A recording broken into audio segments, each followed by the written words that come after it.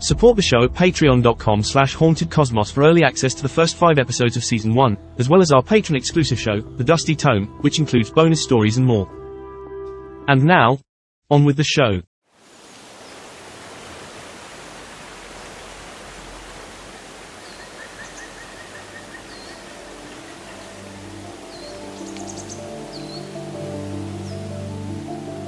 The origins of the Shawnee people in West Virginia are not fully known, but by 1600 they had settled in the Ohio River Valley with a large population.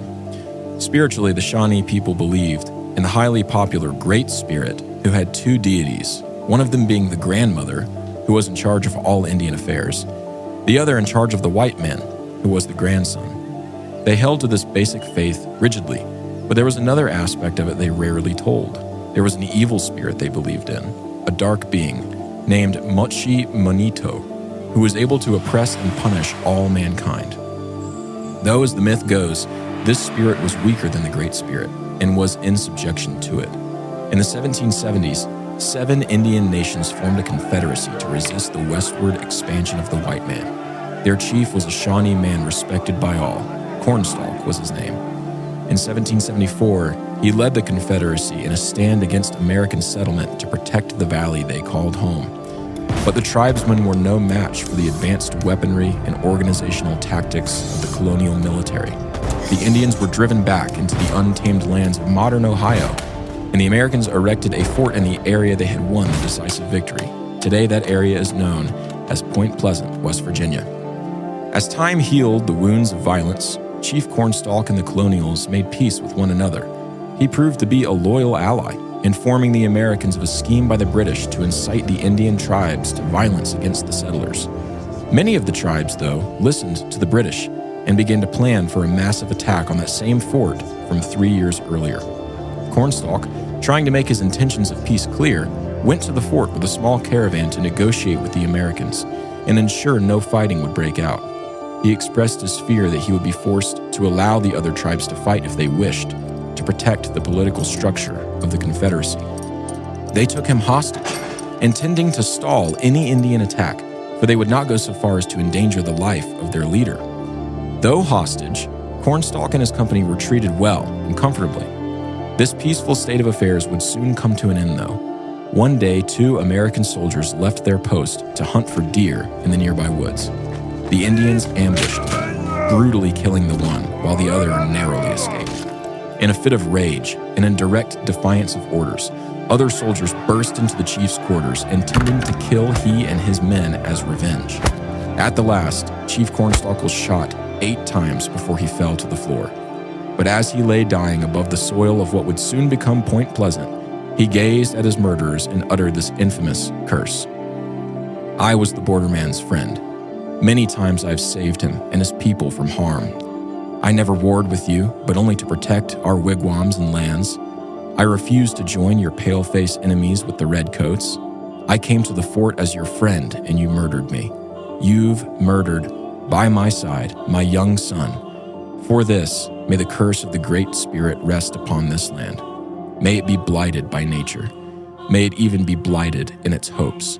May the strength of its peoples be paralyzed by the stain of our blood." Almost 200 years later, a black Chevrolet rolled out of town to a remote lover's lane. In it, 2 young couples looked forward to some peace and quiet together after a night of joyriding. As they rolled into the spot that sat next to an abandoned power plant, the headlights pulled back the dark curtain of night and struck 2 large objects in the near distance.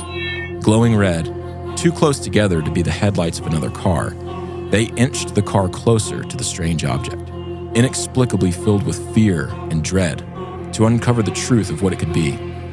In shock, they found the 2 red lights were the 2 massive eyes atop a gray, man-like creature with wings. As the creature was fully revealed, it slowly moved around the corner of the power plant, out of sight. With stomachs still churning with fear, the girls in the car screamed as the tires squealed, lurching onto the highway, speeding back to town.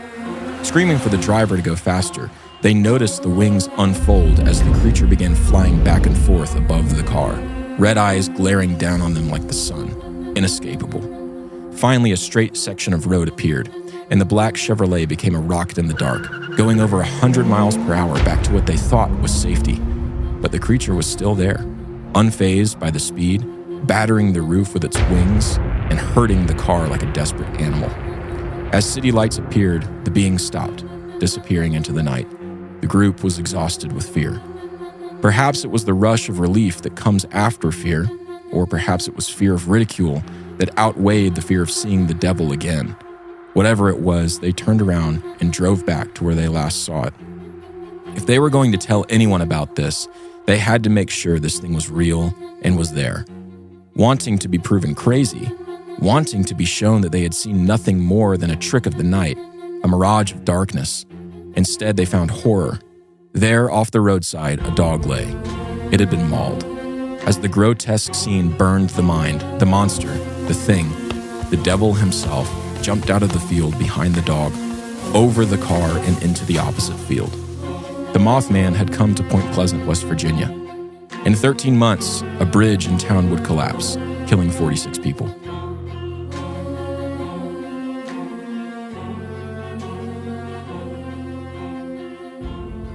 Well, welcome to this episode of the Haunted Cosmos podcast. I am your host, Ben Garrett, joined by my good friend and pastor, Mr. Brian Sauvé. Good to be here, everybody. It's good to be here. It is good to be here. It is. This is something that we like to do. As you began to speak about Chief Cornflakes, I'm sorry, I'm Native American, so I can say it. That's true. OG boy. I was filled with joy. I mean, first of all, that guy kind of seems like a king. He kind of seems like a Chad. In many ways. I have never warred with your people. I have been your friend, and you killed. And also, he was shot 8 times at that point. And it took all 8. And he's doing this soliloquy of cursing. Yeah, he's like just riddled with he's lead. A Swiss cheese man. My guy. Yeah. So, Brian, what are we talking about tonight? Well, we're talking about this Mothman flap from Point Pleasant, West Virginia. That's right. In the mid-late 60s. And it's one of those stories that is just, I think, fascinating and shows quite a few of the themes that we hope to unfold here on Haunted Cosmos of this strange world that we live in and the demonic and spiritual forces that are absolutely real and just out of sight often, and kind of unveiling the thin veneer of materialism that our culture has, trying to explain away everything strange and unusual and mysterious with, just bald scientific materialist answers, and we say no. Yeah. I mean, those answers are kind of unsatisfying. Yeah. I think that we all know that there's something else going on. I mean, hearing this, over 100 sightings in a 13-month period. Yep. Many of them very compelling, many of them by witnesses who were quite reliable in every other area of their life. And so something strange happened here in Point Pleasant, West Virginia, and I hope we can, shed some light on that.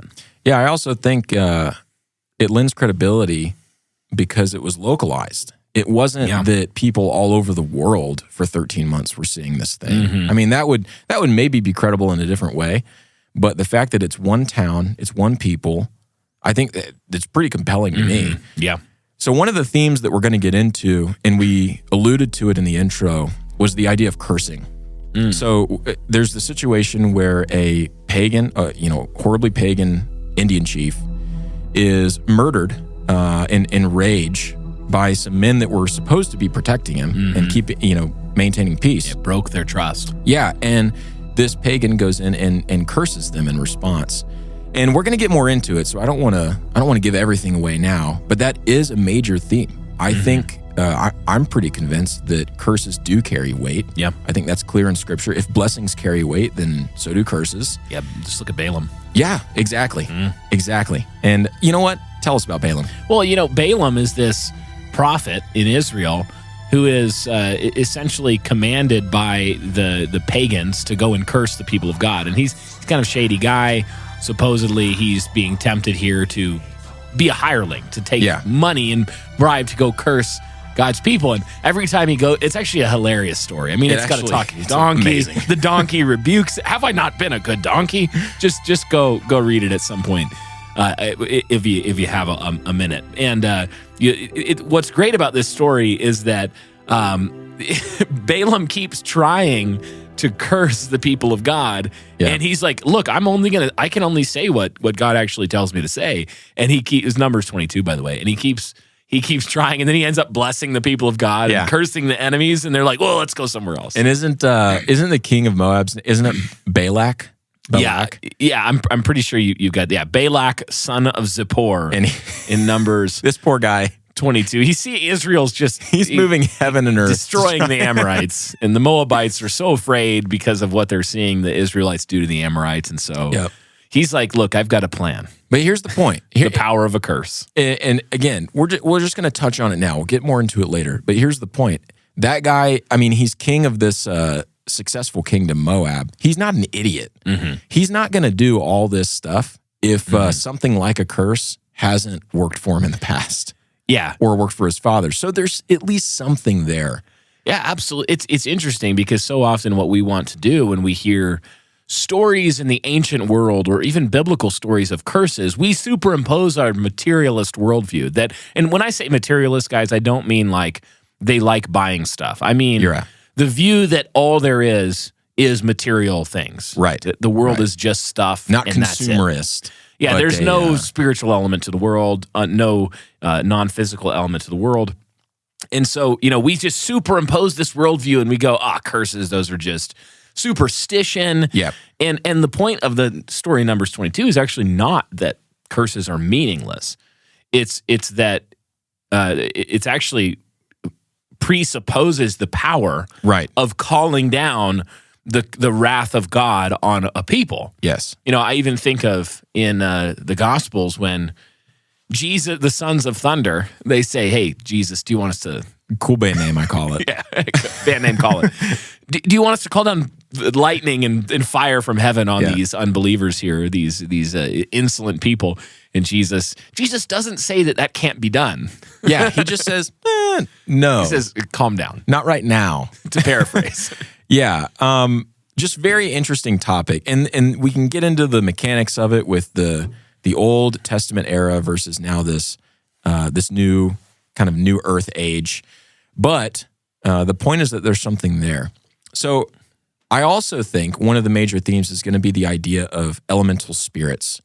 Paul mentions this in Colossians 2, that we wouldn't be swayed to turn away from right doctrine by elemental spirits.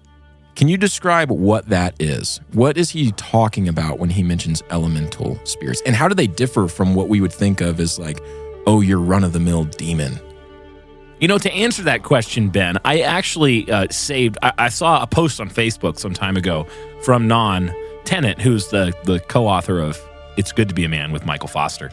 And it was so fascinating to me the way that he phrased this, that it really got my wheels turning on thinking about the classifications between things like, are there just demons? Are there different hierarchies of angelic beings? Are there things like spiritual beings that maybe are more in the fairy world? Are there, what kind of world do we live in?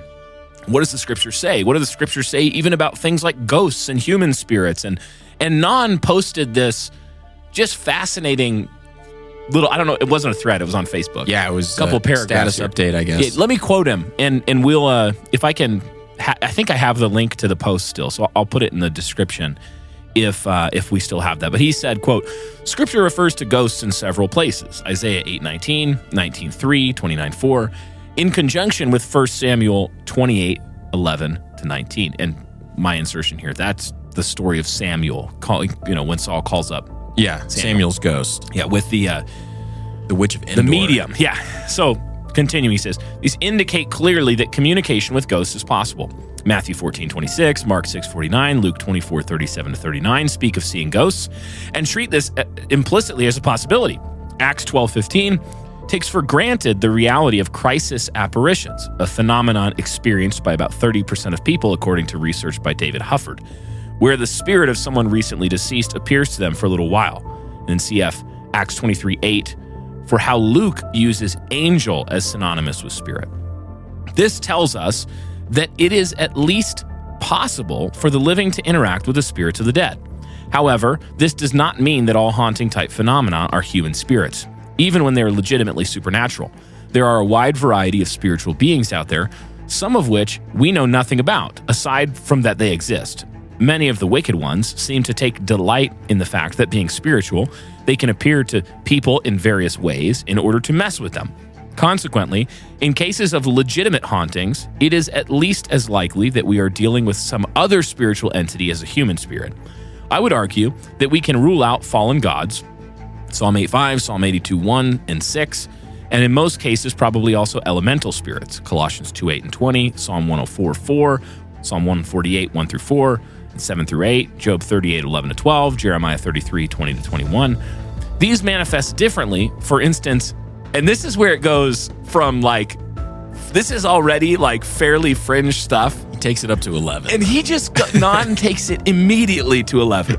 He says, for instance, Bigfoot and Mothman are presumably elemental. Oh, yes. And he just cold says that. and then no explanation. He just moves on. And then he moves on. He says typical hauntings are more likely to be unclean/bastard spirits, dead giants.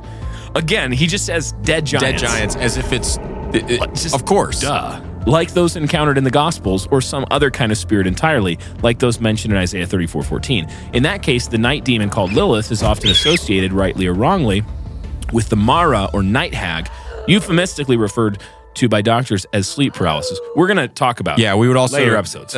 That's synonymous with a succubus. Yeah, we're going to get there. Yeah, we're going to get there. Okay. All right. We also, he says, shouldn't rule out psychic phenomena. We know very little about human spiritual abilities, how they work. For instance, poltergeist phenomena seem to be invariably associated with a living human, usually a teenage girl, rather than other spiritual entities. I've also heard anecdotal evidence that certain traumatic or significant events can leave a sort of echo, which can be seen or heard by people with a sensitivity to the spirit world.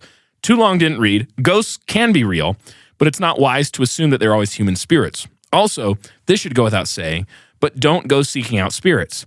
The ones likely to answer such invitations are the ones you definitely don't want. Yeah. And I would just point out, I think he referenced this passage where Paul is interacting with the medium, or with the girl who has the whose parents were using her for profit. Yes. Let me look that passage up. And she can prophesy. Yeah, she prophesies in Acts chapter 16. So it's just a slave girl. She has a demonic spirit who is helping her, predicting the future. Yeah. In some way. And it's profitable for her family. And so Paul gets annoyed and just in annoyance casts the demon out. Yes. And all of a sudden they've lost their livelihood, which indicates, again, materialist veneer. What we do with stories like this often is we assume they're charlatans on the level of the 19th century mesmerists and people who did seances, and how they just fake stuff with their feet. Yeah, they're clicking ankles and all that stuff. Is a lot of it's fraud, totally, and has been debunked and can be debunked. However, that is not what the story says in Acts. Yes. There was a demon in this girl who was causing her to be able to do things in a supernatural way. And so that was a long answer to your question, but I think one of the mistakes that we hope to correct in a podcast like this is to avoid a ditch on either side of the road. Mm-hmm. We have a ditch of this materialist, everything's fraud, everything's fake, it's all just atoms in motion. Yep. That's biblically facile. That is completely incorrect. The other ditch would be, and you have to be careful of a ditch like this, is to be obsessed with the spirit world and become sinfully flirting with things like witchcraft and mediumship and these things which the first ditch will say aren't real. No, the problem with them isn't that they're fake. It's that they are real. Yeah. So elemental spirits, and this is an interesting question. I think that there's no definitive, we know for sure kind of answer. Yeah. No doubt. But I think there is something that we might consider an elemental spirit, which would be some sort of non-material being, and whether that is some classification of angelic being that is fallen, or let's say fallen and attempting to mislead people, or like a lot of the stories we're going to talk about, I think can be attributed to this sort of phenomena. Demons tricking people, hating humans, attempting to mislead them in a false religion, a false worship, false gods, that sort of thing. Or maybe some other category of spiritual being that we're just less aware of. Yep. That are referenced in Scripture, but not necessarily explicated fully. Yeah. I think the ancient understanding of elemental spirits, as Paul is using the term, and he's not talking to Jews who are well versed in the Torah and Pentateuch, and because a lot of people will say, "Oh, he's referring to the angels that helped give the Old Testament law to Moses." So really, he's using that term to represent the law and how you shouldn't be, like basically a diss on the Judaizers, which is a big theme of Colossians. Yes, it is, and so credit where it's due. But that seems to me like it's ignoring the immediate context, which is that he's talking to pagans, to newly born again Christians, who probably don't know all of the inside jokes, so to speak, of a Jew who can basically recite the entire Pentateuch from memory. But anyway, so it would largely be thought of as a spirit of the air, earth, water, fire, and it would be multiple spirits that are part of a class. And Paul doesn't want you to be deceived by them. Exactly. So that would indicate that it's something that is active with a will. Yep. It's not just a thing that's there. At least that's my takeaway from it. I think what we can say is that it's at least a possible interpretation of that passage. Yeah. That Paul is referencing some kind of demonic or spiritual, in some sense, beings. Because again, intent on misleading. The people that he's talking to, that he's writing the letter to, that's what they would immediately jump to. Yeah. So Peter said that Paul sometimes is hard to understand, but he's not trying to be vague. And so when we're talking about, and I don't want to get ahead of you, since you're the master of this outline today. Yeah, but I'm the captain. Look at me. I'm the captain. But when we're talking about something like a curse is, it's not necessarily like a magic spell. That's not what we're positing. It's not like a magic spell. What it is, it's a calling upon some powers to do something for you, right? So when we're talking about this is why Numbers 22 is so instructive. What Balaam was supposed to do was to call down curses from God on the Israelites. Yes, that's what the king wanted him to do. The problem was Balak hadn't really read the promises to Abraham that actually those who bless you, I will bless. Those who curse you, I will curse. You can't get God to curse them. It's not going to happen. No. God already pronounced the curse of the covenant that if they broke it, they would reap the curse of the covenant. But you can't get the Amorites or the Moabites to come and call down. It's just two reasons it won't work. One, God's not going to listen to you. Wrong direction. Number two, if you try to call on your gods, they are the equivalent of like matchsticks before the strong man. Like God is not going to be scared of their gods. Right. See Elijah and the prophets of Baal. Precisely. So that hopefully gives you a teaser of where we're headed theologically with the Mothman events. But moving on, Brian, I want to ask you, do you think that it's strange? Do you think that it sows doubt that this curse was laid down in the 1700s, and then it was so long after that, 200 years later, that these things started happening? Was it 200 years later? Did anything happen before the widely publicized Mothman events that could make us think there was actually a lingering threat for a long time that slowly and occasionally revealed itself? Yeah, I know there were other occurrences in the region that made people, there's a reason that people remember this moment in history of the Cornstalk curse and go back to it, and they say, maybe there was something to that beyond just the 1960s and Point Pleasant. I know there were some natural disasters. Yeah, so there was flooding. The land was, in their eyes at least, the land actually had been blighted. There was a lot of things that happened that they attribute to the curse. But were there any other entities that were encountered that would make us think like, oh, maybe this is a prelude to the Mothman? Well, we might talk about something like the Flatwoods Monster.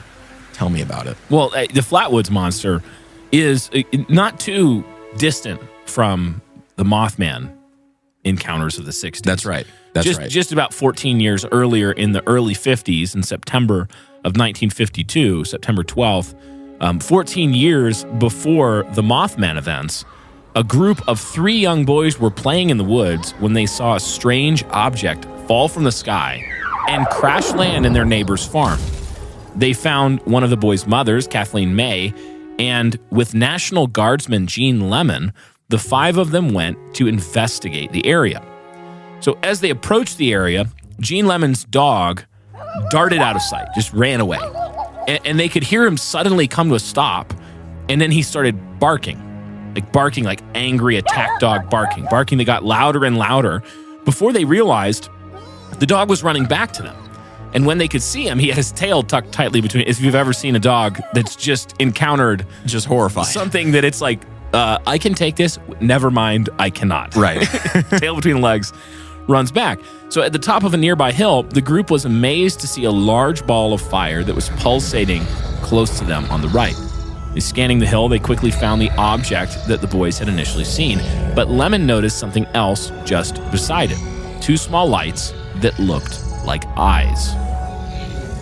Note that. Bum, bum, bum. That's a theme in the Mothman side. Yes. He quickly moved his flashlight in that direction, and all at once, this massive and strange entity allegedly glided towards them before suddenly veering off course to hide from their gaze.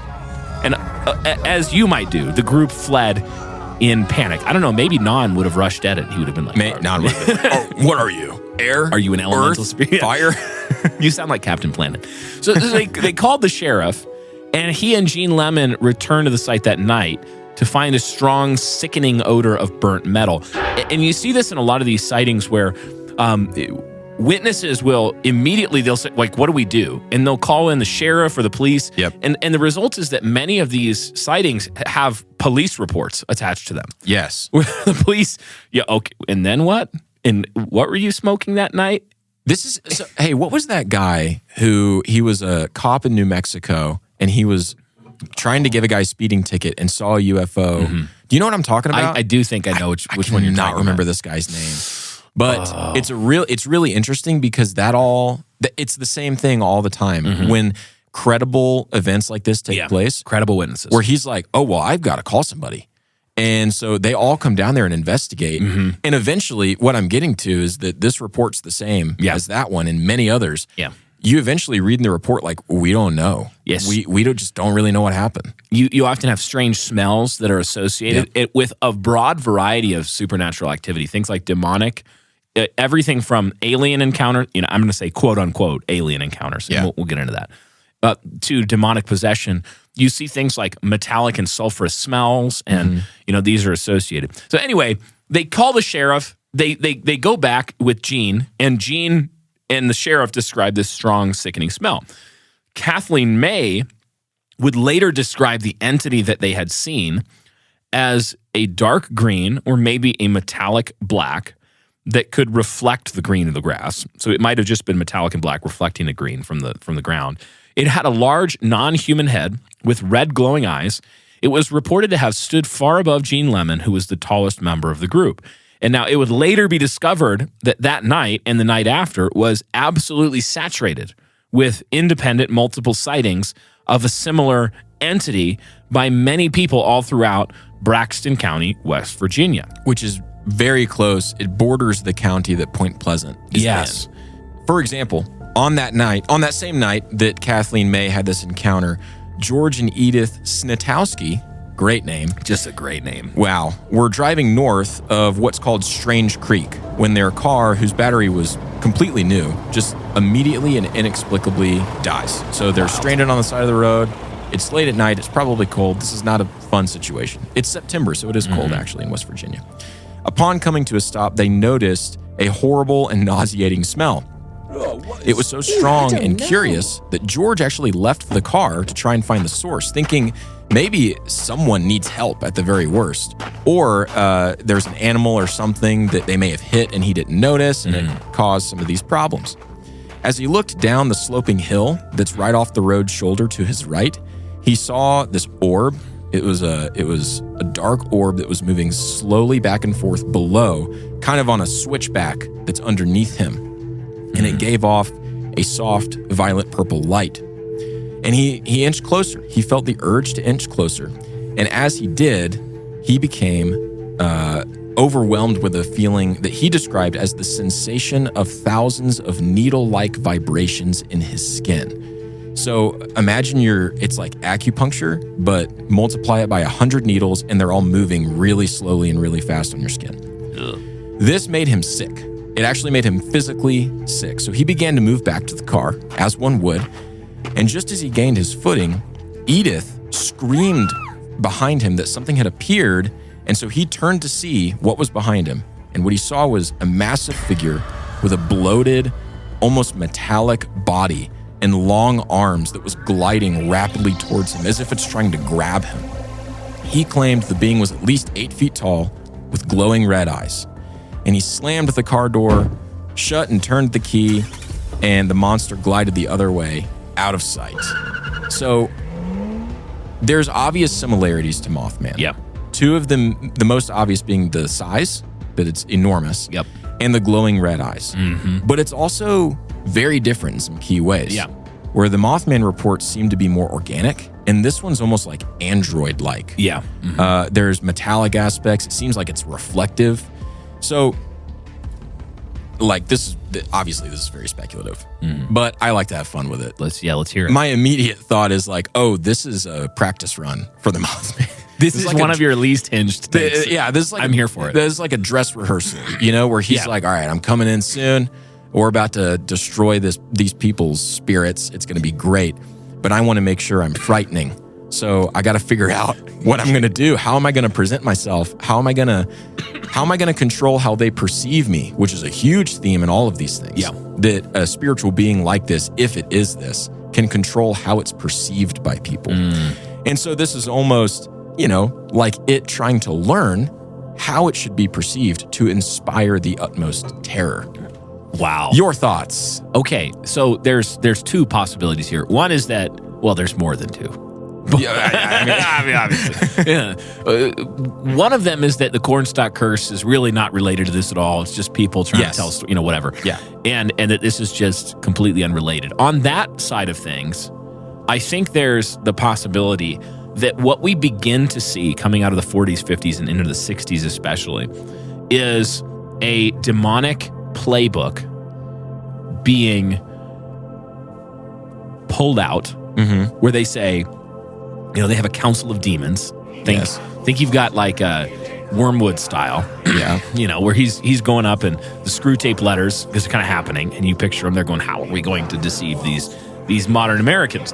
And they begin to unfold this variety of sightings that instead of being purely cryptid sort of sightings, like, just an unknown animal, they're going to start doing some technological adjacent sightings that people will be tempted to attribute to extraterrestrial activity of some sort. And so I think you begin to see these, like Sandown Clown, all the way back to Roswell, to these sightings just begin to explode in this time period. Through the Vietnam War, there's an extreme amount of sightings associated with the Vietnam War by soldiers of UFO activity and things like that. And so my hypothesis here, and I'm connecting a lot of things right now that will be future episodes as well. Yep.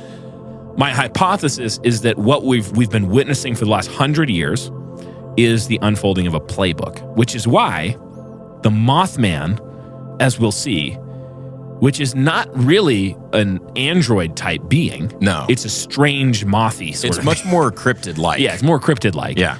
But it does things that defy the laws of physics and, et cetera.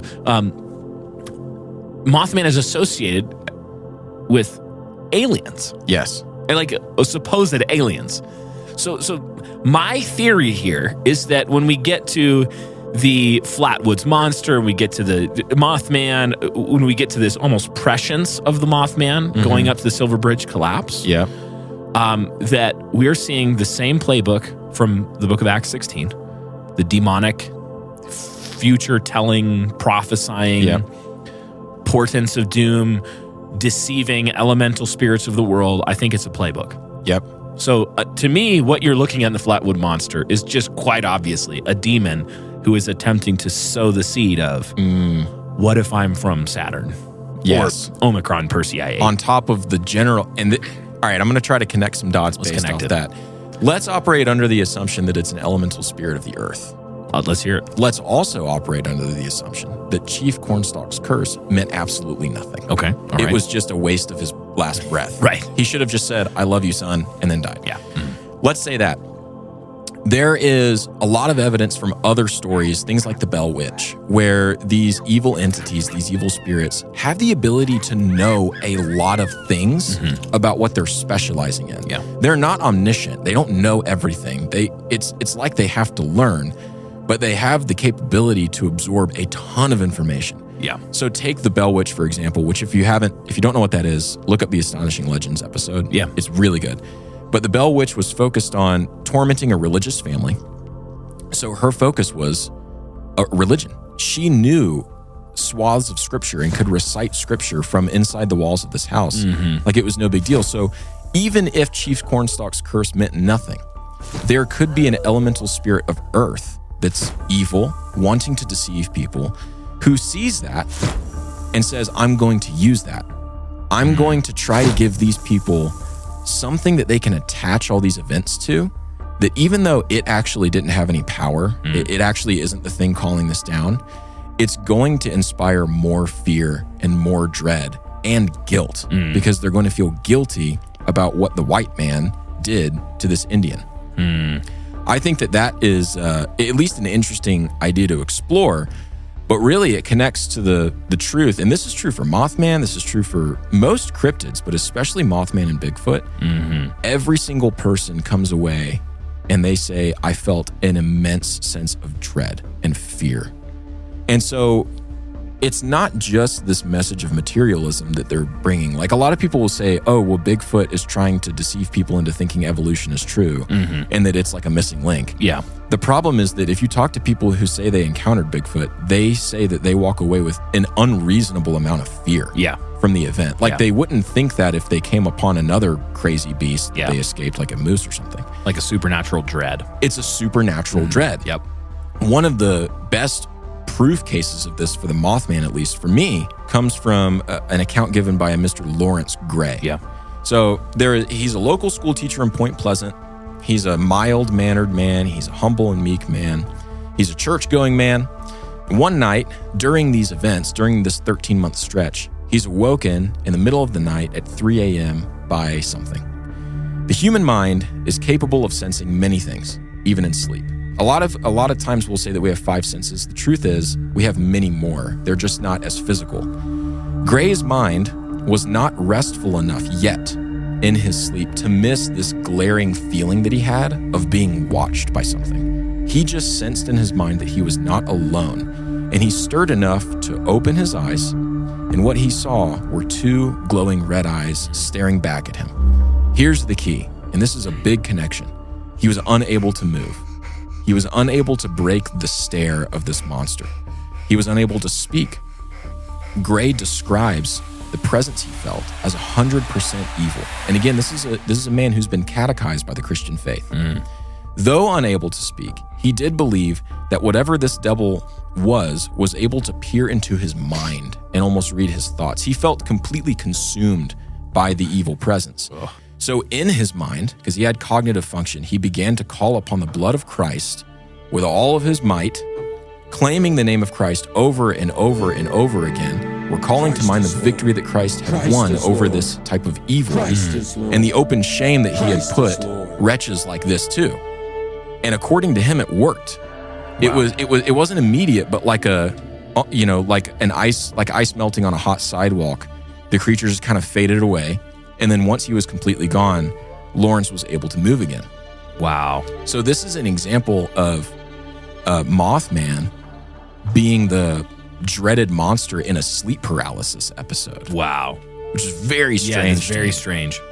And sleep paralysis, again, these are things that we'll touch on in future episodes, but universally evil. Yeah. Universally Absolutely. evil. And so I just want to drive that point home, that this thing is...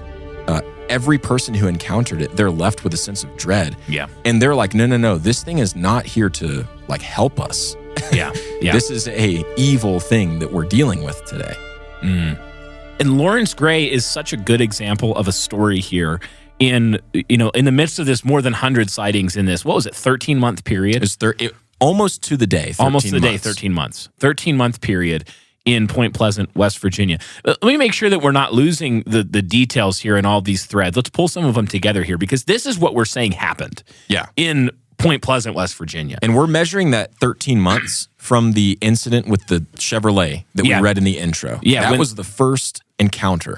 The two, there is the West Virginia Chamber of Commerce claims that there was an encounter before that. Yes. I think they did it for clout and tourism. Wow. Anyway, but good for them. Good for them. Listen, and the page is gone from the West Virginia Chamber of Commerce website. I was there before. I'm sure looked it up again. It's gone. It's coincidental. Absolute conspiracy. No, so we have this encounter between the two couples going out to the TNT area, which the TNT area was this military complex where they were storing munitions. Yep. And it was, so there were these concrete domes covered in earth meant to, during World War II, to hide from the munitions from aerial surveillance. Very creepy area. And they have this creepy sighting of the Mothman there in their 1957 Chevy, flee at more than 100 miles an hour, with the Mothman pursuing them, allegedly. They see this dog dead on the side of the road, and later when they bring the sheriff back, the dog is gone. And it's just, there's all these threads that connect. But what we're saying is that the hypothesis here is that this is a demonic strategy, a spiritual demonic strategy to deceive people and draw them away from Christ. And it's just one among many thousands of different plays that have been run on humanity. And one of the reasons that I think that hypothesis is such a strong hypothesis for this event, rather than just nobody really saw anything, they made it all up, is because of the investigations of a guy named John Keel. Yep. John Keel was an investigator he was born in 1930. He was a journalist, influential ufologist. He wrote the book on the Mothman incident. Yes. The Mothman prophecies. He was involved almost from the very beginning. Yeah. He was involved in Project Blue Book, which was a government-sponsored UFO thing. We're going to talk about John Keel more in other episodes. Yep. But one of the things that John Keel found in his investigation into this incident was that he was convinced that he was being manipulated by what he considered like an omniscient being or power of some sort. Yeah. Through all of these contactees, people that had contact with UFOs and things like that, some of them are crazy kooks. Some of them, though, apparently had real encounters with what I would say are demons. And they kept giving him these cryptic warnings surrounding this area of Point Pleasant, West Virginia. Yep. With the Mothman being sighted, and we're going to get into UFO sightings and things related to this.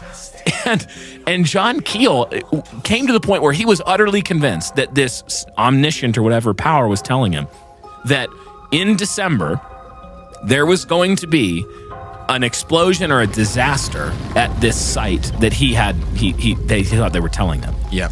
And so he was ready. Like that night, he was looking at the TV. It was supposed to happen during this presidential tree lighting ceremony for Christmas.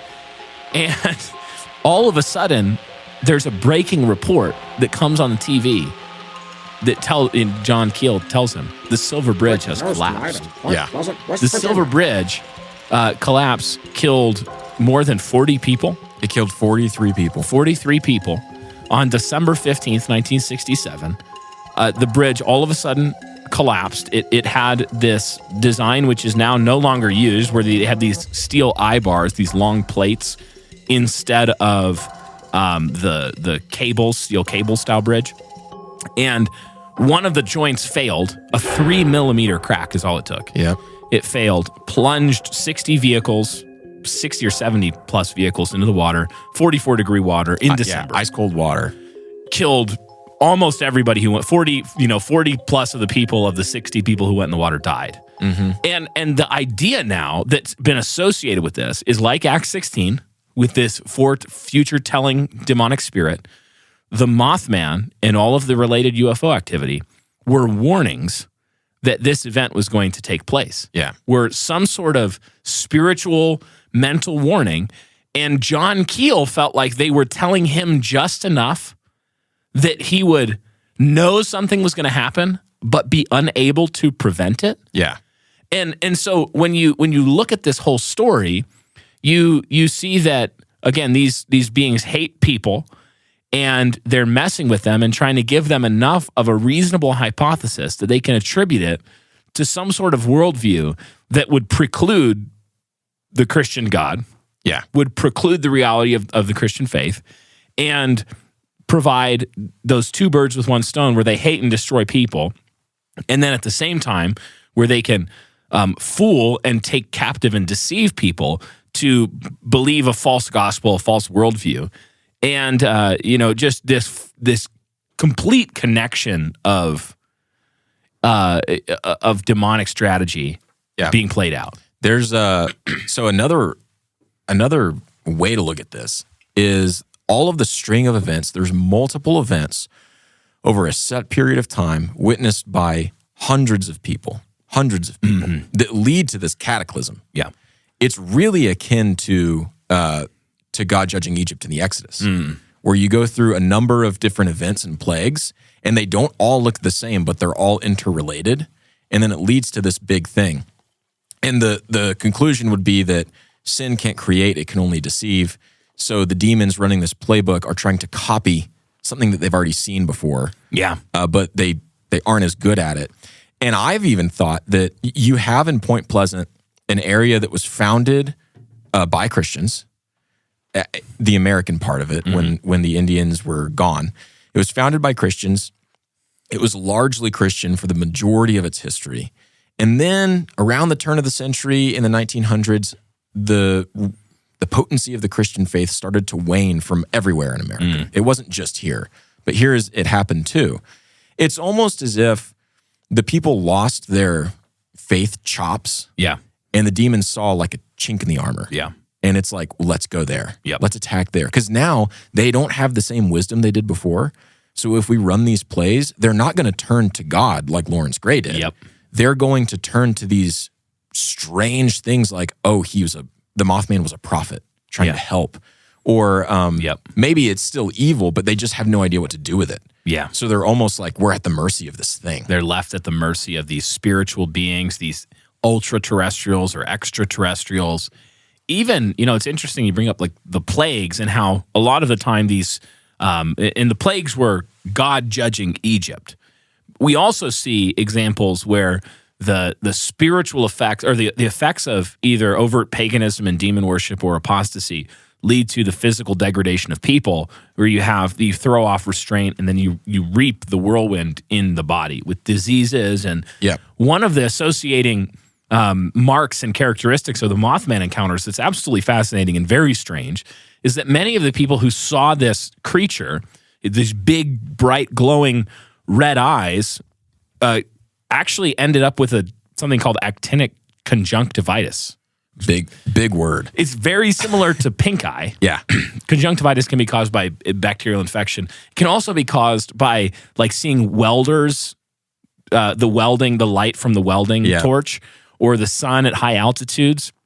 So these people had these puffy red weeping eyes, and they for like several weeks after witnessing the moth, as if these red eyes were shooting out actinic rays. Yeah. And burning people's eyes. And then the people have big puffy red eyes. It's like the Mothman wants his victims to look like him or something. He's like, I will destroy. Oh my gosh. This reminds me actually of the story of Merle Partridge. Yeah. Merle Partridge, it was one of the encounters that took place during this Mothman encounter. Merle Partridge was a family man. He had 6 kids. And late one evening, him and his family were watching television, and they saw all of a sudden this strange noise, high-pitched noise started coming out of their TV, and the TV just broke in this herringbone, like static sort of pattern. So he's like, what the heck? I'm already done. I'd already be done. So, of course, what does Merle do? He goes outside. like every horror movie. He's just absolutely, I think his name's Newell, but he also went by Merle. So I'm going to call him Merle. Merle's better. Merle goes outside with his big German shepherd named Bandit. And he's trying to figure out what's going on. Like, is this sound coming from outside? What's happening? And he sees this two big glowing bright orbs, like a couple hundred yards away over by the pump house on his property. And all of a sudden, Bandit, his dog, just starts barking and charges at these glowing red eyes. And I mean, we're talking like 100+ yards away. And they look like, he said they were glowing like bicycle reflectors. And Merle was a guy he'd hunted in this region, grew up there, hunted at night, during the day. He knew what eye shine looked like from animals.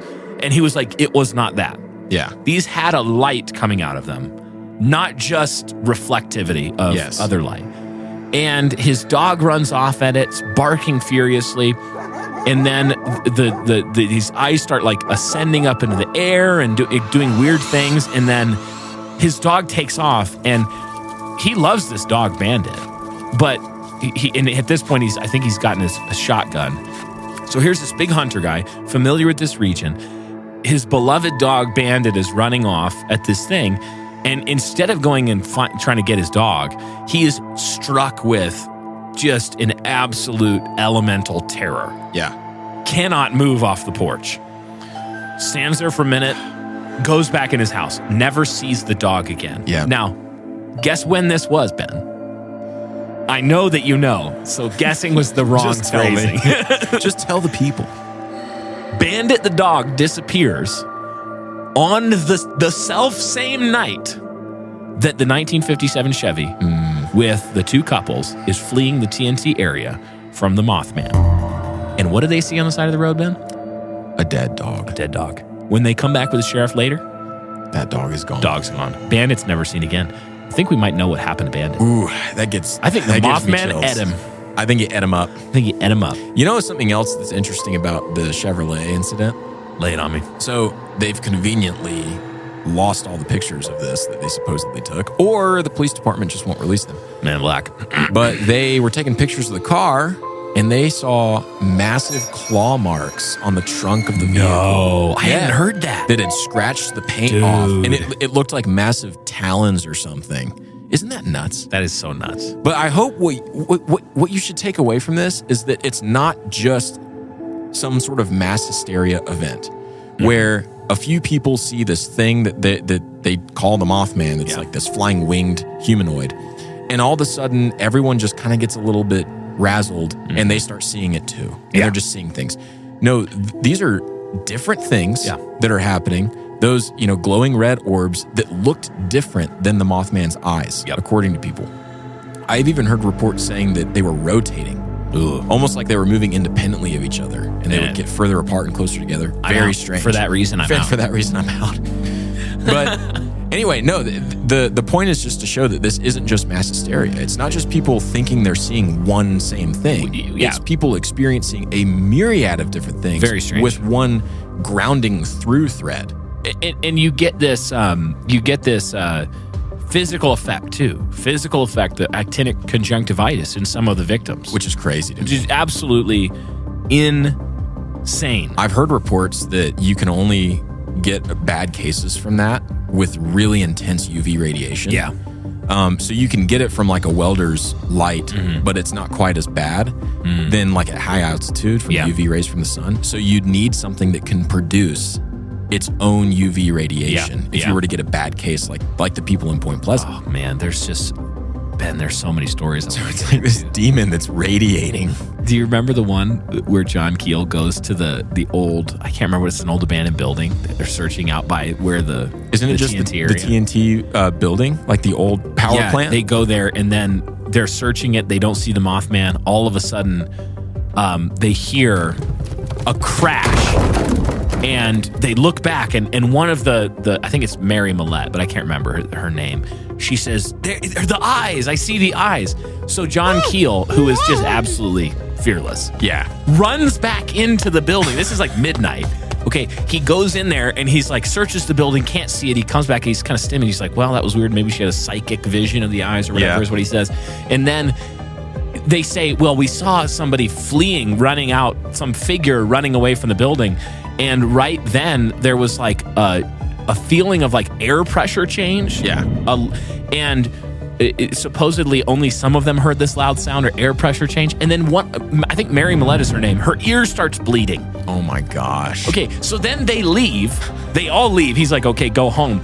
John Keel's, it's like midnight. Mothman's running, demons running around. And John Keel's like, I'm going to go back by myself. So he drives out. All of a sudden when he's driving, he just out of nowhere feels this intense fear. Again, this fear. Yeah. And he pulls over. Again, this guy's insane. He pulls over. He gets out of the car. He walks back because he knows the landmark because the fear all of a sudden left. And he says he found that there was this region of like a couple hundred yards where he could enter it and he knew he was there where this fear hit him. Wow. And then he'd leave the other side and it would go away. And the fear was so intense that he considered he was the fear zone or whatever was like between him and his car. And he was like, I'm just going to stay here till the sun comes up. He ended up not. Like he steeled himself. Yeah. And went back through. But this phenomena, what you're talking about with this flap is like this intense array of strange phenomena. Mm-hmm. And then all of a sudden, the aliens start getting. The aliens show up. You know what? Before I talk about the alien, because you just told me one of your favorite stories. I'm sorry, I got to say one of mine that I actually didn't put in the show notes. Let's hear it. None of this is in the show notes at this point. But we're just riffing. We're just trading Mothman stories right now. Like a campfire. Nothing like it. We should light the table on fire. We should light up some pipes. That would be so sick. That would be great. I have some. No, I don't have any in my truck. Dang it. Oh, well. So there's 2 hunters that are hunting out near the TNT area, which the TNT area, the abandoned power plant, it's all the same area. Yeah. And they're doing their thing. This is well into the Mothman event. So this is about 8 months into it, where the whole town has experienced a level of dread that's collective enough to where people commented noticing that the town was a sadder place to be. It was like a dour place to be. And it grew more and more dour until the Silver Bridge collapsed. But anyway, these hunters are out hunting. They're near the TNT area. They're doing their thing. Neither of them had ever had any encounters with the Mothman. They had heard about the stories, obviously, but they were a little bit skeptical. And they had experienced nothing themselves. When I love how small and subtle it is. It's the middle of the day, and they're bird hunting. And they look up on the telephone pole, and they see him. The Mothman. Middle of the day. Middle of the day? They see the Mothman. They see the eyes. What in the world? And to me, stuff like that is terrifying. That is terrifying. It's like, have you ever seen John Carpenter's Halloween? Like the original Halloween movie? I'm too scared. You know what? I don't watch horror movies. The scariest movie I've ever watched is movie Elf. I'm just kidding. Absolutely. That's not true. That's really and I was scary. terrified. Really scary movie.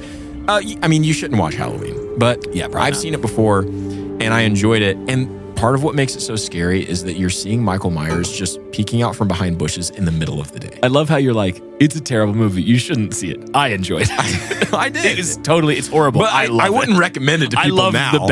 I love bad things. Anyway, keep going. It's the middle of the day, though. You're right. It's the middle of the day. That's even scarier. Not very subtle. That's a deep cut reference to The Dark Knight for any of you people out there that like The Dark Knight. Actually, wonderful films. So anyway, it's crazy to me how you can have so many different variation. Yeah. Like it's not just at night. It's not just in the middle of the night. Yeah. It's not just when it's dark outside and a barn owl can be playing tricks with your eyes. Get out of here. That explanation. Get out of here. Oh, it's a crane. It's a sandhill crane. It's a sandhill crane. Sandhill crane's like 3 feet tall. Get out of here. Do they have glowing red eyes like bicycle reflectors that give you actinic conjunctivitis? I don't think so. I actually went to school to study sandhill cranes, and they don't have those. Did you really? You have a truly did. PhD? In How sandhill. many PhDs do you have? 3. 3 in sandhill cranes? Yes. Expert guys. Yes. It wasn't. And trust me, it wasn't a sandhill crane. I have 2 PhDs in the Mothman. I may as well have 3 PhDs in sandhill crane. I mean, let's be honest. Because you don't have to be a rocket surgeon to know that it was not a bird. It's a bird. Anyway, it's just crazy to me how subtle it is. And so they see him, they're horrified. Yeah. It's the middle of the day. And like imagine the sun is out and it's the middle of the day and you're just having a good time with your friend and you see this weird thing that otherwise might be kind of goofy. Yeah. And you feel horrified. Yeah. And you wish that you were dead. Or just away from there. 8 foot tall, mouse brown, gray, moth looking winged creature with glowing red eyes. It doesn't sound scary. And by the way, the reports of this thing say that also what it would do is just like it would look at you and then it would like open its wings and then just ascend into the air. Yeah. Without flapping its wings. Flapping. It's like these wings, don't need them. No. They're just for scaring you. I have a harness on connected to a pulley. On a UFO. On a UFO. Speaking of UFOs. Yeah, speaking of UFOs. Speaking of... Okay, so before you tell the story. Yeah. So far, this is why I'm like, if people are making this up, they were smoking something. Oh, yeah. Because the stories are like, there was a giant mothy creature. First time I ever heard of the Mothman, my Aunt Chrissy, this was like the late 90s. I'm probably in like 4th, 5th, 6th grade in Montana. And my Aunt Chrissy is like attempting to scare us as much as possible. She's like, the Mothman's going to get you. And I was like, what is the Mothman? Didn't even know. But when I thought about something that could be a Mothman, I was like, I didn't sleep that night. Oh, anyway, yeah. The stories are of... I got tickled the first time I heard the name. I was like, that doesn't sound scary at all. Moths aren't But then scary. actually, you think about it, if you see a close-up clip of a moth's are face, flipping they terrifying. actually are... They're horrifying creatures. So anyway. The stories are like moth people. So if you're going to like get on the train of making stuff up, Yep. what kind of story are you going to tell? Probably some kind of moth creature story. Yes.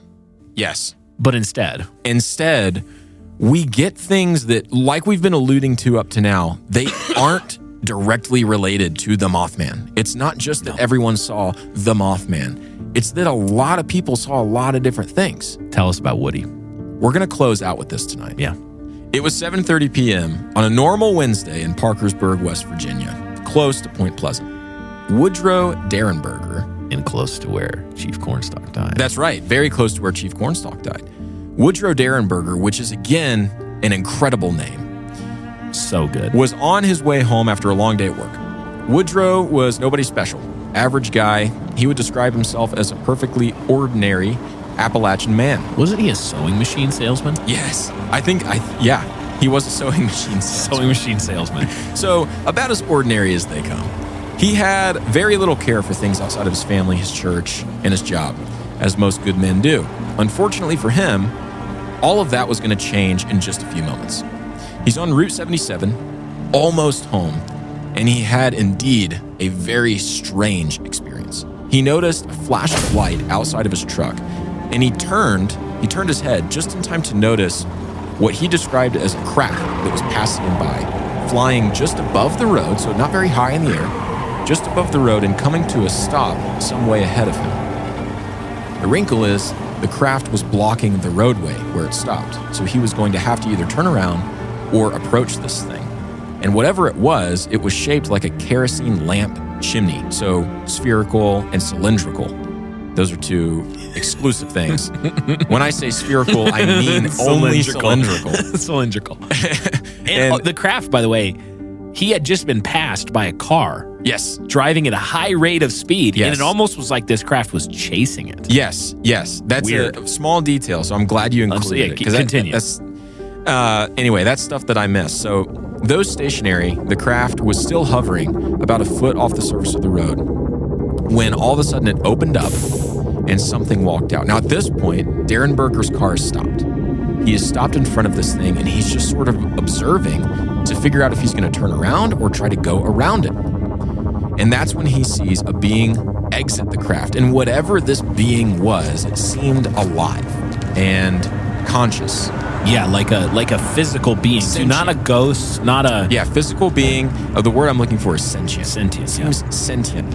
And it walked right up to the truck window of Mr. Darenberger. I want you to imagine yourself in Darenberger's shoes for a moment. It's dark.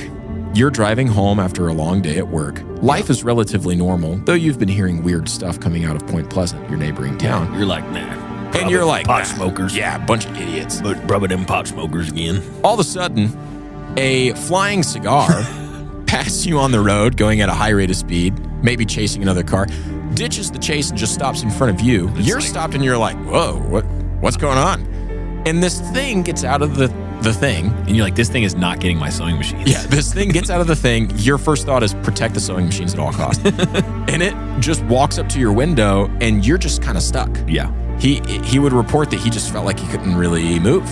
Darenberger described the being as looking actually like any other man. very humanoid, very little to distinguish him in a crowd. He seemed like Darenberger himself, ordinary.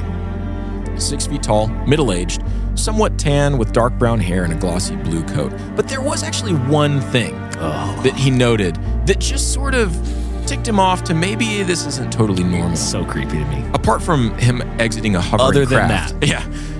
There was a smile on his face. An almost uncanny, inhuman smile that seemed physically impossible. Think of the Joker, where it was grin. It was like being pulled across his face. Hi, I'm not here to hurt you. Exactly. Don't be afraid. Whatever I'm image- smiling just like a normal person. Whatever image you have in your mind, it's not as scary. This as is a as the normal face that person Brian smile. just made. It's like Jim Carrey in The Grinch. Okay. Yes. And then, fixed and unmoving, even as Woodrow heard this being begin to speak, his mouth remained closed. Okay. This man, I'll just call him a man, Yeah, because he looks like a man. This thing. Man thing, telepathically asks Woodrow to roll his window down so that they could have a chat. And Woodrow complied because he felt he couldn't do otherwise. In the interview, on when Woody's giving the interview, Yeah. the interviewer asked him, well, if he can speak telepathically, why do you have to roll down the window? And he was like, it was raining. Rain-streaked window. It was like Yes. he wanted to see him. It's almost as if being able to see clearly gave him a little bit more power to communicate so creepy. and even hold sway over Woodrow. So he rolls down the window, he looks this man in the eye, and telepathically, the man says his name, Indrid Cold. And he insisted that he meant no harm. Despite assurances to the contrary, Woodrow couldn't shake the feeling that whoever or whatever he was communicating with was evil. He had a sense of dread. He claims to have been constantly frightened during the exchange and fixated on this uncanny smile. He seemed so fair. So why did he feel so foul? The correspondence lasted no more than 10 minutes, and most of that time was spent just listening in his mind to Indrid Cold attempt to convince him that though he wasn't human, he wasn't much different than one, and he was truly there for no nefarious reason. But he didn't give him any real reason that he was there. And then as Indrid Cold walked back to the craft, Woodrow heard that same voice in his head. We will see you again. We will see you We again. will see you again. This proved true, if Darenberger is to be believed. He encountered, according to him, Indrid Cold many times, his family professing to have also seen the creature. His wife remained resolute in her judgment.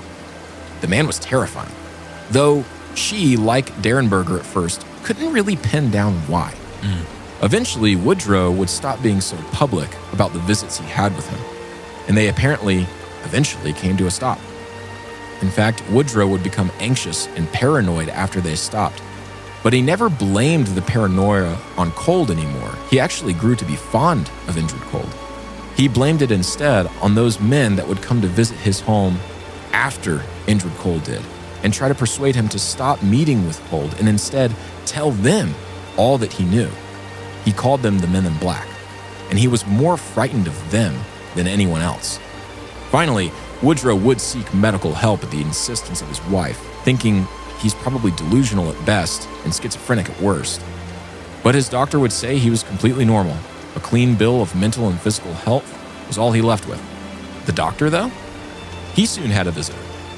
Late one night, a knock came at the door, and the doctor opened it to find a peculiar man greeting him with a smile. He said his name was Indrid Cold. Continue the story with us next time in part 2 of The Mothman with Haunted Cosmos. Did you know that patrons get access to bonus stories that didn't make it into the main episode, as well as early access to half of the season of Haunted Cosmos at a time? Support the show and get access to all kinds of great perks at patreon.com/hauntedcosmos.